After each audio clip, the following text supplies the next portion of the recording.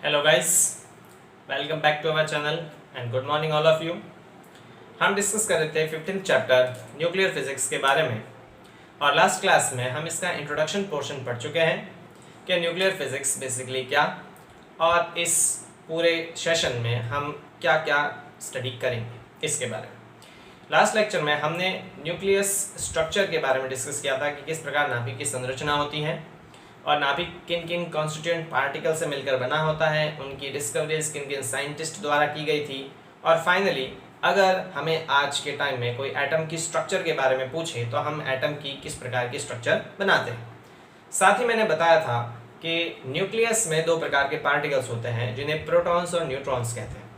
दोनों ही प्रकार के पार्टिकल्स के मास लगभग सेम होते हैं, लेकिन न्यूट्रॉन जो है वो प्रोटॉन की अपेक्षा थोड़ा सा भारी होता है, 0.5% के तकरीबन। और इम्पॉर्टेंट फैक्ट मैंने ये बताया था गाइस कि ये दोनों ही पार्टिकल्स जो है प्रोटॉन्स और न्यूट्रॉन्स वो फंडामेंटल पार्टिकल नहीं है, मतलब इन्हें भी विभाजित किया जा सकता है। ये दूसरे प्रकार के पार्टिकल से मिलकर बने होते हैं जिन्हें क्वार्क कहते हैं, ठीक है। और उसके बारे में हम इस चैप्टर में डील नहीं करेंगे क्योंकि ये हायर स्टडीज़ में पढ़ाया जाता है, तो आप इस चैप्टर में इनके बारे में नहीं पढ़ेंगे। तो आज के टाइम में अगर हमें कोई एटम की स्ट्रक्चर पूछे तो हम उसका बहुत सिंप्लीफाइड डायग्राम किस प्रकार से शो करते हैं। तो हमने देखा था कि नाभिक में दो प्रकार के पार्टिकल्स होते हैं जिन्हें अपन कहते हैं प्रोटॉन्स एंड न्यूट्रॉन्स, ठीक है। तो रेड कलर के जो मैंने बनाए हैं दीज आर दी प्रोटॉन्स, और ब्लू कलर के अगर अपन बनाए तो दीज आर दी न्यूट्रॉन्स। ये नाभिक में उपस्थित होते हैं और इस नाभिक के चारों ओर इलेक्ट्रॉन्स जो है वो वृत्ताकार कक्षा में चक्कर लगाते हैं। अलग अलग ऑर्बिट्स हो सकते हैं उसकी पॉसिबल। तो यहाँ पे मान लेते हैं कि इलेक्ट्रॉन जो है वो इसके चारों ओर वृत्ताकार कक्षा में चक्कर लगा रहे हैं, ठीक है। इस प्रकार मान लेते हैं ये इलेक्ट्रॉन यहाँ पे ये इलेक्ट्रॉन या इस कक्षा में इसके चारों ओर चक्कर लगा रहा है, या फिर इसकी ऑर्बिट में इस प्रकार से मान लो, ठीक है। तो इलेक्ट्रॉन मान लेते हैं या फिर इस कक्षा में चक्कर लगा रहा है, या फिर मैं इसकी ऑर्बिट इस प्रकार से मानूँ। तो ये अलग अलग वृत्ताकार कक्षा में ये इलेक्ट्रॉन इस नाभिक के चारों ओर रिवॉल्व करता है, ठीक है। ये हमारे पास एक नॉर्मल एटम की स्ट्रक्चर होती है जिसमें न्यूक्लियस होता है, न्यूक्लियस के अंदर प्रोटॉन्स और न्यूट्रॉन्स होते हैं, और इसके चारों ओर इलेक्ट्रॉन अलग अलग वृत्ताकार कक्षाओं में चक्कर लगा सकता है। अब आज के इस सेशन में हम क्या डिस्कस करेंगे कि न्यूक्लियस भी अलग अलग प्रकार के होते हैं, नाभिक भी अलग अलग प्रकार के होते हैं। उनमें पार्टिकल्स जो है प्रोटॉन्स और न्यूट्रॉन्स की संख्या अलग अलग होने के कारण उनकी फिजिकल और उनकी केमिकल प्रॉपर्टीज भी अलग अलग हो जाती है, और साथ ही उनकी रेडियोएक्टिव प्रॉपर्टीज भी अलग अलग प्रकार की होती है। तो उसी के आधार पर नाभिक को अलग अलग भागों में बांटा गया है। तो हम आज के इस सेशन में कुछ इंपॉर्टेंट डेफिनेशंस और साथ ही न्यूक्लियस की साइज के बारे में डिस्कस करेंगे। तो चलिए गाइस शुरू करते हैं आज का सेशन। तो इसमें वेरी फर्स्ट जो हम पढ़ेंगे वो है सम इंपॉर्टेंट डेफिनेशंस। सम important definitions।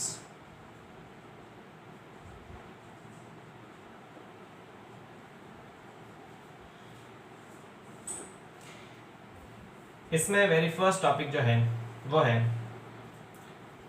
आइसोटोप्स।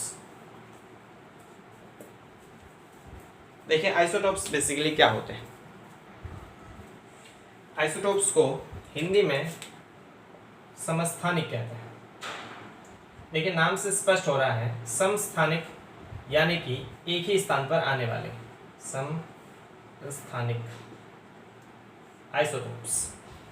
तो आइसोटोप्स बेसिकली क्या होते हैं, एक ही तत्व के ऐसे नाभिक जिनमें प्रोटॉन्स की संख्या समान होती है और न्यूट्रॉन्स की संख्या क्या होती है, अलग अलग, उन्हें अपन आइसोटोप्स कहते हैं। एक ही तत्व के ऐसे नाभिक जिनका परमाणु क्रमांक तो समान होता है लेकिन द्रव्यमान संख्या अलग अलग होती है, उन्हें अपन कहते हैं समस्थानिक।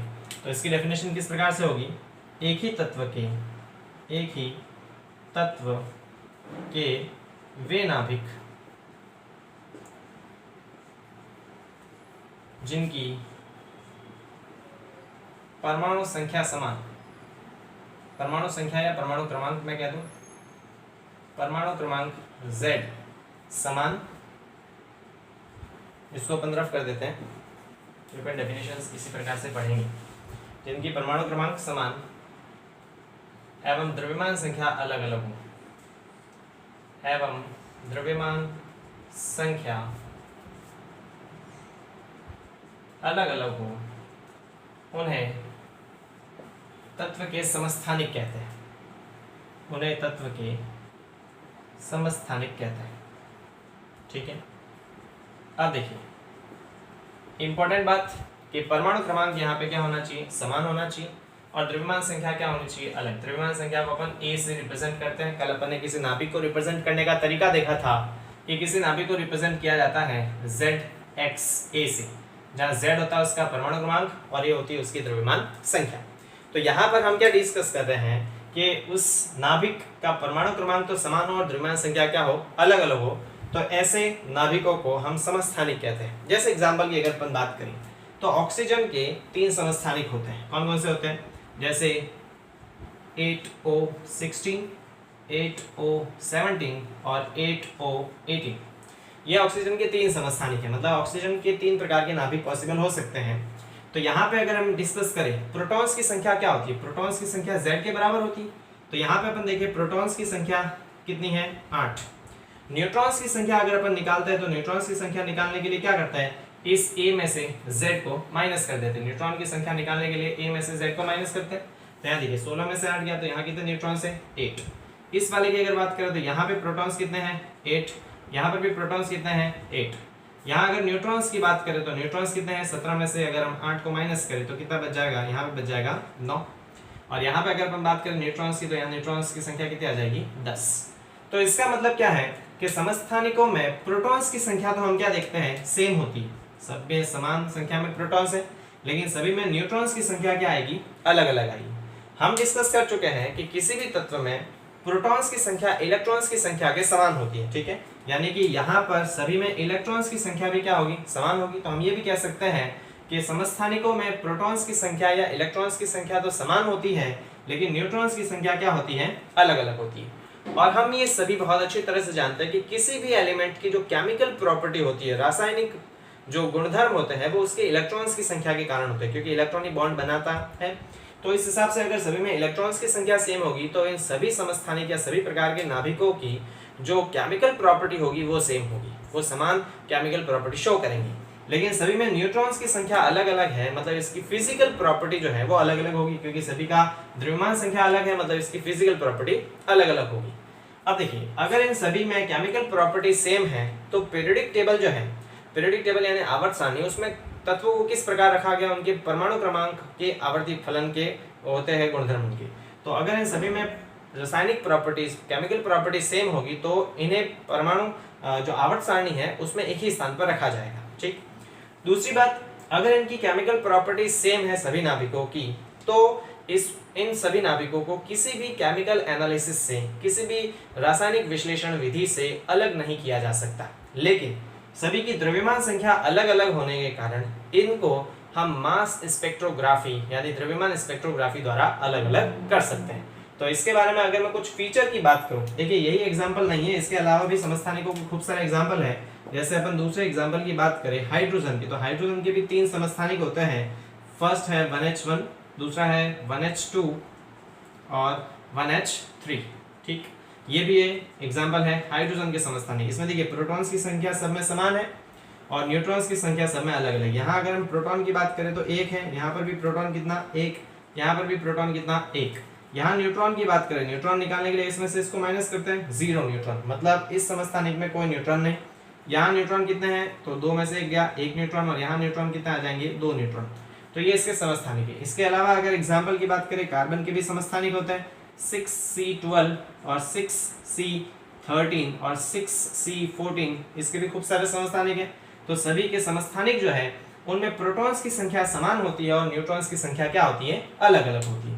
तो इसके कुछ फीचर्स की अपन बात कर लेते हैं कि समस्थानिकों में क्या क्या फीचर्स होते हैं। ठीक है, तो इसके फीचर्स की अगर मैं बात करूं तो देखिए पहला पॉइंट अगर मैं लिखूं यहाँ पे, सबसे पहली चीज कि समस्थानिकों में प्रोटॉन्स की संख्या समान होती है, न्यूट्रॉन्स की संख्या अलग अलग होती है। तो प्रोटॉन्स की संख्या समान एवं न्यूट्रॉन्स की संख्या अलग अलग होती है। न्यूट्रॉन्स की संख्या अलग अलग होती है। प्रोटॉन्स की संख्या तो सभी में समान, न्यूट्रॉन्स की संख्या सब में अलग अलग। प्रोटॉन्स की संख्या समान होने का मतलब सभी में इलेक्ट्रॉन्स की संख्या भी समान होगी, और अगर इलेक्ट्रॉन्स की संख्या सभी में समान होगी तो सभी प्रकार के जो न्यूक्लियस होंगे, नाभिक होंगे, उनकी केमिकल प्रॉपर्टी भी एक दूसरे के समान होगी। तो समस्थानिकों की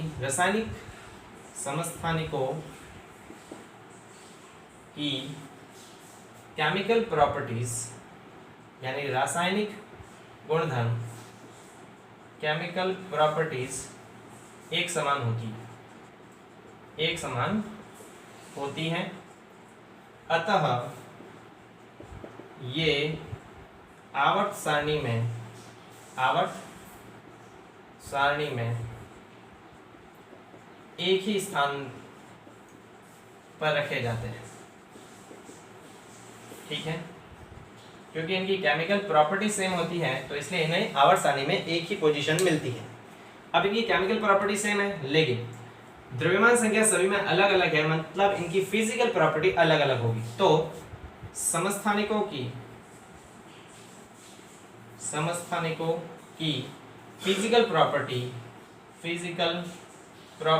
भौतिक गुण की अगर बात करें तो वो अलग अलग होगी, फिजिकल प्रॉपर्टीज अलग अलग होती है। ठीक है, इनकी फिजिकल प्रॉपर्टीज क्या होगी, अलग अलग होगी। उसके अतिरिक्त हम बात करें अगर इनकी केमिकल प्रॉपर्टी सेम है तो इन नाभिकों को किसी भी केमिकल प्रोसेस से अलग नहीं किया जा सकता। लेकिन अगर इनकी फिजिकल प्रॉपर्टी अलग अलग है तो इन्हें मास स्पेक्ट्रोग्राफी द्वारा अलग किया जा सकता है। अब देखिए मास स्पेक्ट्रोग्राफी क्या है, इसके बारे में मैं अलग डिस्कस करूंगा। फिलहाल आप ये समझ लीजिए कि अगर इनकी केमिकल प्रॉपर्टी सेम है तो इन्हें केमिकल प्रोसेस से अलग नहीं कर सकते, लेकिन फिजिकल प्रॉपर्टी अलग होने के कारण हम इन्हें मास स्पेक्ट्रोग्राफ से अलग कर सकते हैं। तो केमिकल प्रॉपर्टी सेम होने के कारण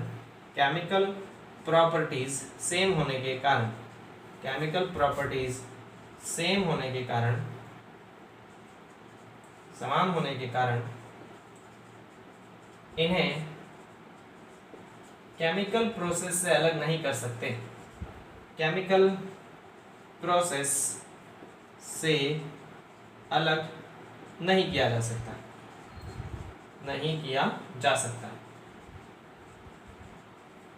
लेकिन फिजिकल प्रॉपर्टी अलग होने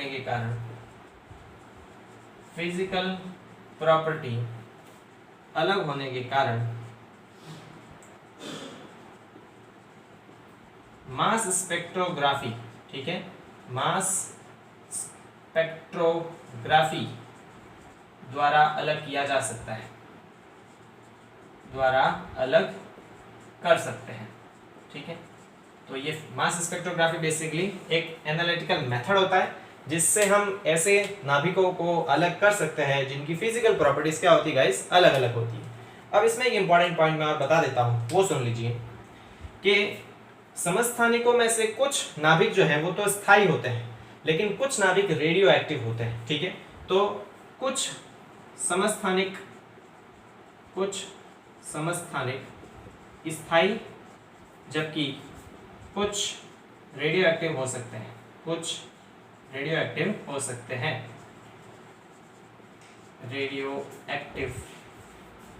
हैं। ठीक है, तो देखिए जैसे अपन बात करें, यहाँ पर मैं दो एग्जांपल ले लेता हूँ। हम हाइड्रोजन के समस्थानिकों की बात करें तो हाइड्रोजन के 3 समस्थानिक हैं। इसे ये प्रोटियम है, ये ड्यूटेरियम और ये ट्राइटियम। यहाँ पर ये दोनों तो स्थायी होता है लेकिन ये जो है ना वो रेडियो एक्टिव होता है, मतलब ये रेडियो एक्टिव विकिरणों का उत्सर्जन करता है, अस्थायी होता है। तो अस्थायी नाभिक को हम स्टार लगाकर व्यक्त कर सकते हैं। जैसे अपन कार्बन के समस्थानिकों की बात करें तो ये वाला भी इसमें स्थायी है लेकिन ये वाला जो है ना ये रेडियो एक्टिव होता है, मतलब ये भी रेडियो एक्टिव विकिरणों का उत्सर्जन करता है। तो समस्थानिकों के कुछ भाग जो है, कुछ समस्थानिक स्थायी हो सकते हैं और कुछ समस्थानिक रेडियो एक्टिव हो सकते हैं। ये समस्थानिकों के बेसिक फीचर्स है गाइस। ठीक है, तो इसका स्क्रीनशॉट ले लीजिएगा। तो ये हमने डिस्कस कर लिए आइसोटोप्स यानी कि समस्थानिक। ये समस्थानिक बेसिकली क्या, प्रोटॉन्स की संख्या समान, न्यूट्रॉन्स की संख्या अलग अलग, chemical property same, physical property अलग अलग, एक ही पीरियोडिक टेबल में एक ही स्थान पर ही आते हैं। इन्हें केमिकल प्रोसेस से अलग नहीं कर सकते लेकिन मास स्पेक्ट्रोग्राफ द्वारा अलग कर सकते हैं। इसमें से कुछ तो स्थायी होता है लेकिन कुछ क्या होता है, रेडियो एक्टिव होते हैं। क्लियर। दूसरा अपन पढ़ लेता है आइसोबार्स, तो इसको अपन रख कर देते हैं। सेकंड पॉइंट अपन पढ़ता है आइसोबार्स यानी कि समभारिक। तो दूसरा है आइसोबार्स, समभारिक। देखिए नाम से स्पष्ट होता है, जिनका भार समान हो। भार समान से मेरा मतलब है कि जिनमें द्रव्यमान संख्या समान हो और परमाणु क्रमांक क्या हो, अलग अलग। तो ये अलग अलग तत्वों के होते हैं, एक ही तत्व के नहीं होते। तो वे नाभिक, इनकी डेफिनेशन किस प्रकार से होगी, वे नाभिक जिनकी द्रव्यमान संख्या समान, जिनकी द्रव्यमान संख्या समान, द्रव्यमान संख्या से मेरा मतलब है कैपिटल N, द्रव्यमान संख्या समान एवं परमाणु क्रमांक अलग अलग हो, एवं परमाणु क्रमांक यानी कि Z अलग अलग हो, अलग अलग हो, उन्हें अपन समस्थानिक, समभारिक कहते हैं, उन्हें समभारिक कहते हैं। समझिए, इसमें द्रव्यमान संख्या तो इनकी समान होगी और परमाणु क्रमांक क्या होगा, अलग अलग होगा।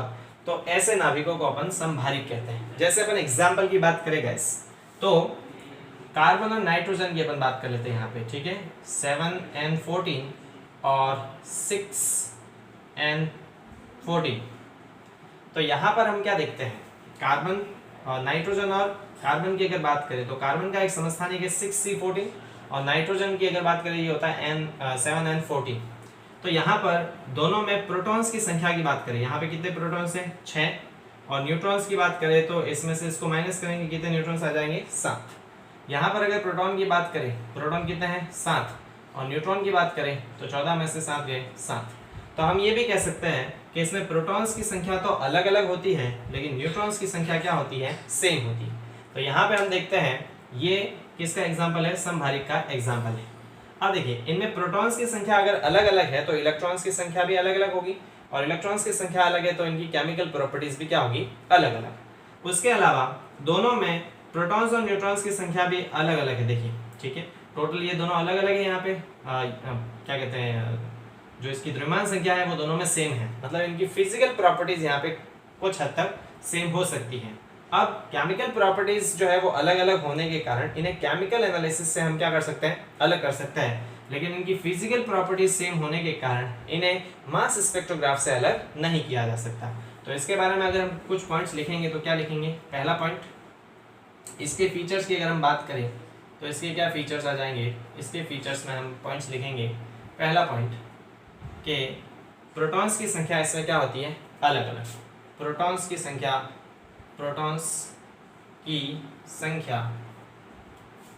अलग अलग होने के कारण, अलग अलग होने के कारण केमिकल प्रॉपर्टीज अलग अलग होती है, केमिकल प्रॉपर्टीज अलग अलग होती है, अलग अलग होती हैं। दूसरी बात, अगर केमिकल प्रॉपर्टीज अलग अलग होगी तो आवर्त सारणी में इनका स्थान भी क्या होगा, अलग अलग। इसी में लिख लेते हैं, अर्थात पीरियडिक टेबल यानी आवर्त सारणी में इनका स्थान अलग अलग होता है, इनका स्थान अलग अलग होता है। दूसरी अपन बात करें, इनमें न्यूट्रॉन्स की संख्या क्या होगी गाइस, सेम होगी। तो न्यूट्रॉन्स की संख्या इनमें सेम है और इनकी द्रव्यमान संख्या भी सेम है। द्रव्यमान संख्या सेम होने का मतलब कि इनकी फिजिकल प्रॉपर्टी सेम होगी। तो द्रव्यमान संख्या A जो है, द्रव्यमान संख्या A समान होने के कारण फिजिकल प्रॉपर्टीज सेम होगी, फिजिकल प्रॉपर्टीज सेम होगी। फिजिकल यानी भौतिक प्रॉपर्टीज वो क्या होगी, समान होगी। अब देखिए, मैंने बताया कि अगर इनकी केमिकल प्रॉपर्टीज अलग अलग हैं तो इन्हें केमिकल प्रोसेस से अलग कर सकते हैं, लेकिन फिजिकल प्रॉपर्टी सेम होने के कारण इन्हें मास स्पेक्ट्रोग्राफ में अलग नहीं कर सकते।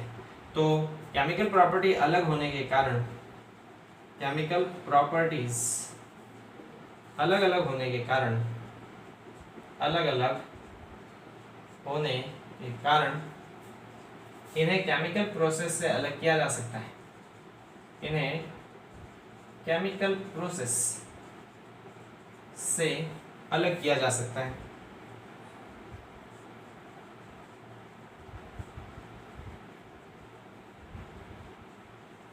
और फिजिकल प्रॉपर्टीज सेम होने के कारण इन्हें मास स्पेक्ट्रोग्राफ से अलग नहीं किया जा सकता। तो फिजिकल प्रॉपर्टी सेम होने के कारण, फिजिकल प्रॉपर्टीज सेम होने के कारण, सेम होने के कारण इन्हें मास स्पेक्ट्रोग्राफ द्वारा अलग नहीं कर सकते।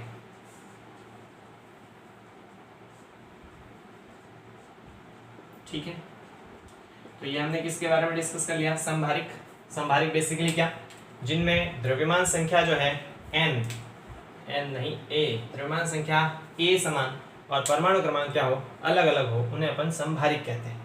और ये हमने इसके एग्जाम्पल की बात कर ली। ठीक है गाइस, तो इसका भी आप क्या ले लीजिए, स्क्रीनशॉट ले लीजिए। हम दूसरा टॉपिक पढ़ते हैं। चलिए इसको रफ कर देते हैं। इसके बाद हम पढ़ते हैं आइसोटोन्स, यानी कि सम न्यूट्रॉनिक।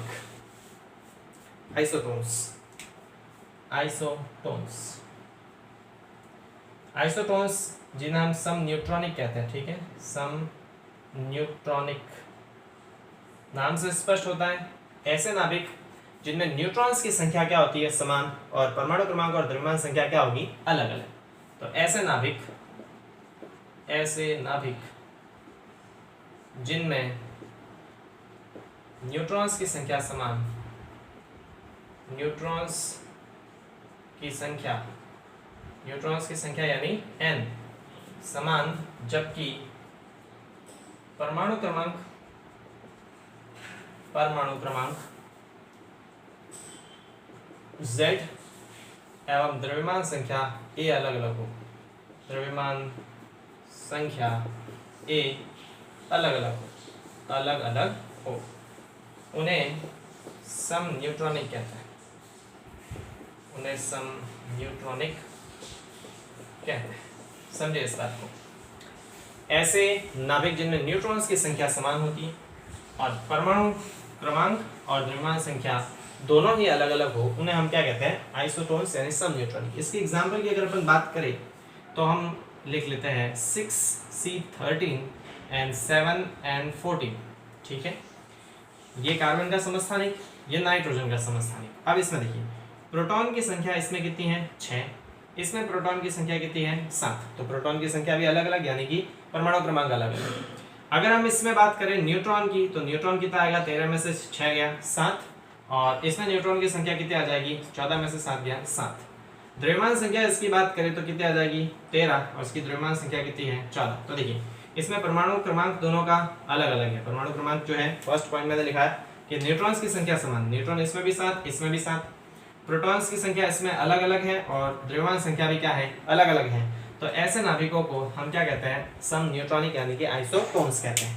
अब अगर हम बात करें इसमें, तो प्रोटॉन्स की संख्या अलग अलग होने के कारण इसमें इलेक्ट्रॉन्स की संख्या भी अलग अलग होगी, मतलब इनकी केमिकल प्रॉपर्टी तो अलग होगी ही, साथ में इनकी द्रव्यमान संख्या भी अलग अलग है, तो इनकी फिजिकल प्रॉपर्टीज भी क्या होगी? अलग अलग होगी।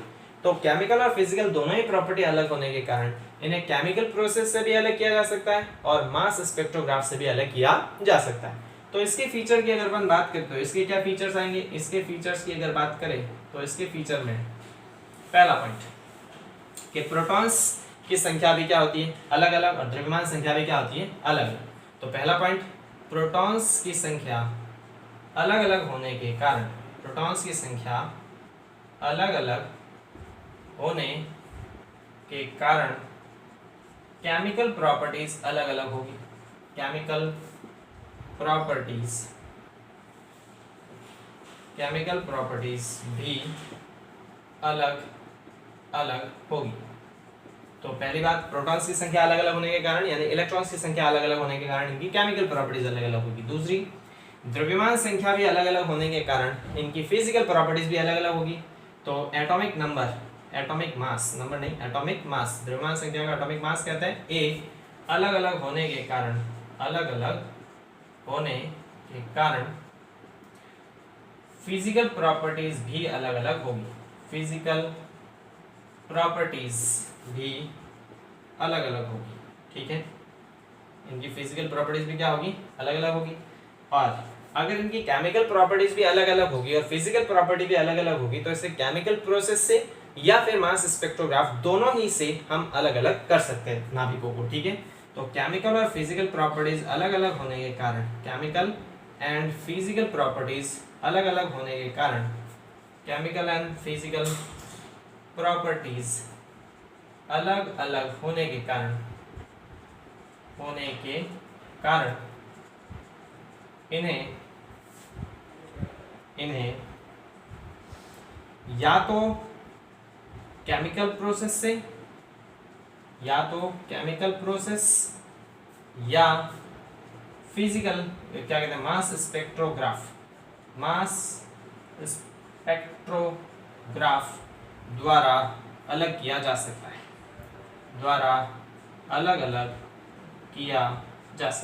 ठीक है। तो ये सम न्यूट्रॉनिक कहलाते हैं। सम न्यूट्रॉनिक में हम देख चुके हैं कि न्यूट्रॉन्स की संख्या तो क्या होती है गाइस, समान होती है। प्रोटॉन्स की संख्या और द्रव्यमान संख्या दोनों ही अलग अलग होती है, तो इनकी फिजिकल प्रॉपर्टी के साथ साथ केमिकल प्रॉपर्टी भी अलग होगी। तो या तो हम इन्हें केमिकल प्रोसेस से या फिर किसी फिजिकल प्रोसेस से अलग अलग कर सकते हैं, ठीक। उसके बाद हम देख लेते हैं मिरर न्यूक्लियस के बारे में। तो इसको रफ कर देते हैं, चलिए इस पूरे को ओपन कर देते हैं रफ। हम बात कर लेते हैं मिरर न्यूक्लियस के बारे में, यानी दर्पण नाभिक। तो चौथा पॉइंट कौन सा है, मिरर न्यूक्लियस, समझिए। इन्हें अपन दर्पण नाभिक भी कहते हैं। दर्पण नाभिक बेसिकली क्या, तो ऐसे नाभिक जिनका परमाणु क्रमांक तो अलग अलग हो, द्रव्यमान संख्या जो है वो भी समान हो या अलग अलग हो, लेकिन उनमें प्रोटॉन्स की संख्या और न्यूट्रॉन्स की संख्या इंटरचेंज होती है, ऐसे नाभिकों को अपन दर्पण नाभिक कहते हैं, ठीक है। समझिए मैंने क्या कहा, ऐसे नाभिक जिनकी द्रव्यमान संख्या समान हो लेकिन उनमें प्रोटॉन्स और न्यूट्रॉन्स की जो संख्या है वो इंटरचेंज्ड हो।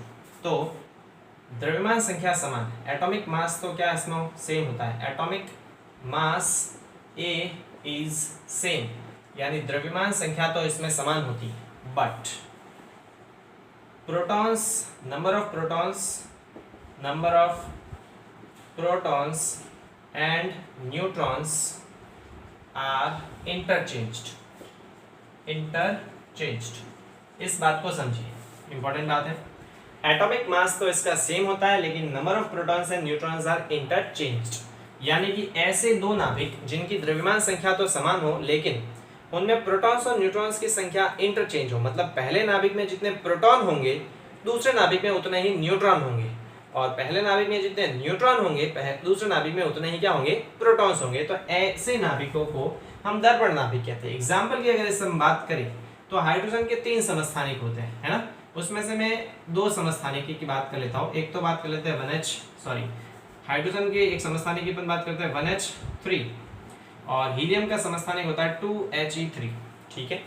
तो यहाँ पे अपन क्या देखते हैं कि इसमें प्रोटॉन की संख्या कितनी है, इसमें प्रोटॉन की संख्या है 1, और इसमें न्यूट्रॉन की संख्या कितनी है, तो न्यूट्रॉन की संख्या निकालने के लिए इस 3 में से 1 को माइनस किया तो 2 न्यूट्रॉन है इस वाले हाइड्रोजन न्यूक्लियस में।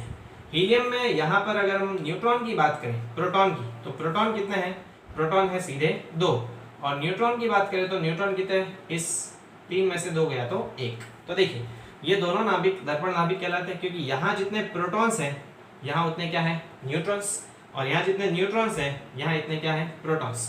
तो एटॉमिक मास तो दोनों का सेम है लेकिन नंबर ऑफ प्रोटॉन्स और न्यूट्रॉन्स इंटरचेंज होते हैं, मतलब इसमें प्रोटॉन्स की संख्या इसमें न्यूट्रॉन की संख्या के बराबर होगी, और इसमें न्यूट्रॉन्स की संख्या इसमें प्रोटॉन्स की संख्या की क्या होगी, बराबर।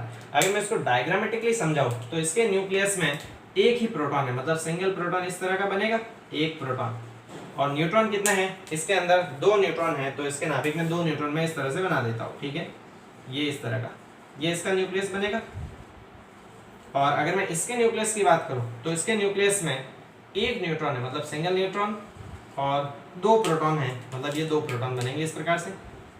तो ये वाले नाभिक दर्पण नाभिक कहलाते हैं, मतलब इसमें प्रोटॉन की संख्या न्यूट्रॉन की संख्या के बराबर और न्यूट्रॉन की संख्या प्रोटॉन की संख्या के बराबर हो, तो ऐसे नाभिकों को अपन दर्पण नाभिक कहते हैं, ठीक है। ये हो गया दर्पण नाभिक के बारे में। अब इसमें लास्ट पॉइंट अपन पढ़ लेते हैं जो है आइसोमर्स, यानी कि समावयी नाभिक। तो उसको अपन रफ कर देते हैं, ठीक है। चलिए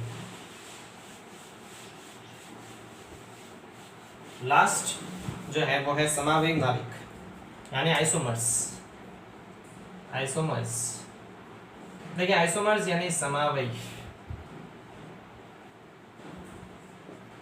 ऐसे नाभिक जिनकी फिजिकल, अगर परमाणु संख्या भी और परमाणु क्रमांक दोनों ही समान होते हैं लेकिन उनकी रेडियो एक्टिव प्रॉपर्टीज अलग अलग होती है। तो इनके पॉइंट की अगर मैं बात करूं तो परमाणु क्रमांक भी समान होता है, परमाणु